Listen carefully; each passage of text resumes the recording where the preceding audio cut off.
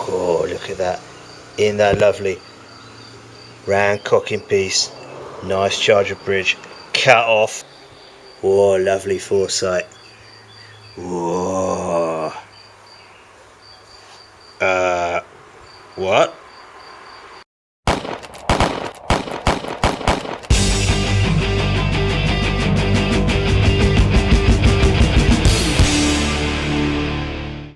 Hello and welcome to Bloke on the Range. Today we've got a bit of a rare treat. For the observant amongst you, you'll have noticed that that rear sight doesn't match the rest of the gun, apparently.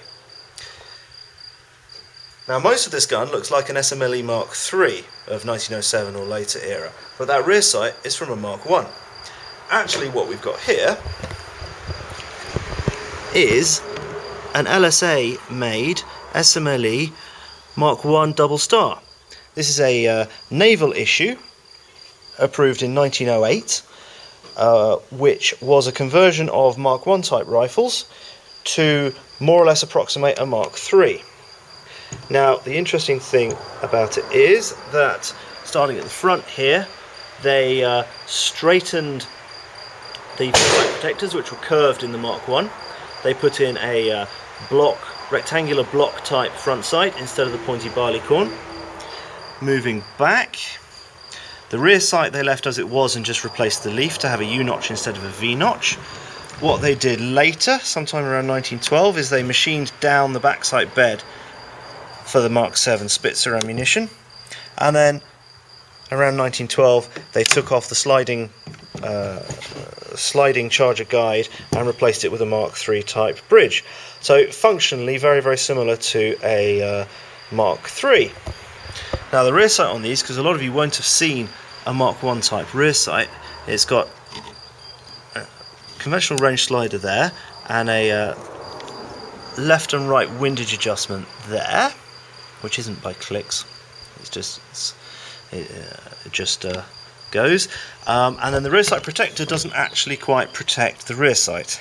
On the Mk.III it's this ruddy great wing that sticks up either side there, and here it's this hump in front.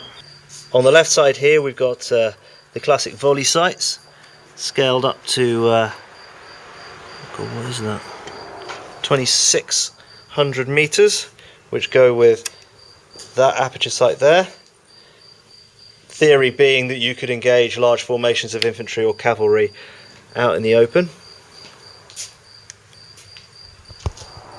Practical use? Nah. Now first of all we're going to load it with some ancient, what appears to be Kynoch, or I'm not quite sure, hunting ammunition. The cases are mixed, some of them are Kynoch, some of them are RG. Now when you load one of these chargers properly, 1, 3 and 5 are down against the charger base. Light on this range is horrible as usual, and 2 and 4 are up. Now to load, magazine cut off out of the way.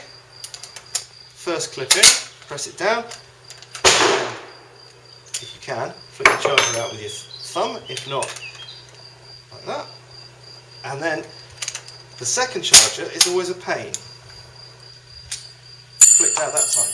It will also come out on its own when you chamber the first round. Now an interesting thing about the Lee-Enfield type is it's controlled feed, which means to unload it you can just do that. Because, if you can bring the camera in here, because when you push the bolt forward, the first thing that happens is that the rim rides under the extractor, and as soon as it's under the extractor it can be ejected. Well, that last round is being a bit finicky. Cunning, eh? Okay, it's Nick's rifle, so he's going to shoot it. Some of this ammo might be a bit click bang.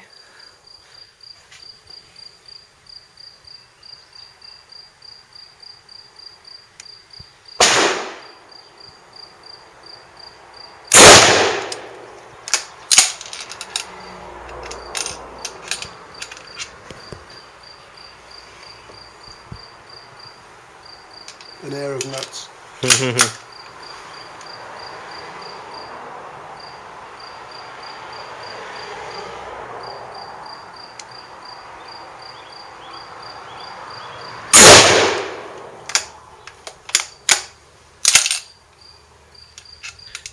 Bit of lube, I think. Now that sometimes happens with an Enfield on the last round. It doesn't always necessarily eject, but if it keeps that up when we use the magazine, you might need a new extractor spring. Judging by the head stamps on this, this is almost certainly corrosive ammo. That was a Mk.I 51, another Mk.I 51, RG 54, Same. another Radway Green RG 54, and another Mk.I 51. So it's mixed cases. Yeah, cordite, I think. Yeah. The cases are stamped 7, so they would have originally been Mk.VII cordite loaded, and unless we pull one of these, I would suspect they're still cordite loaded, just with the hunting bullet on them. Nice random old school ammo box there. Right.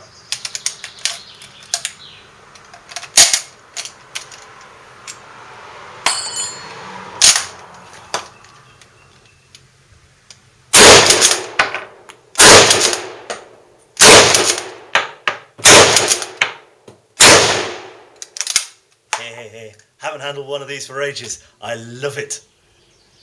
Thank you, Nick. Well, I hope you enjoyed the video. Like and subscribe, like our Facebook page, and I hope to see you again on the range sometime. Bye!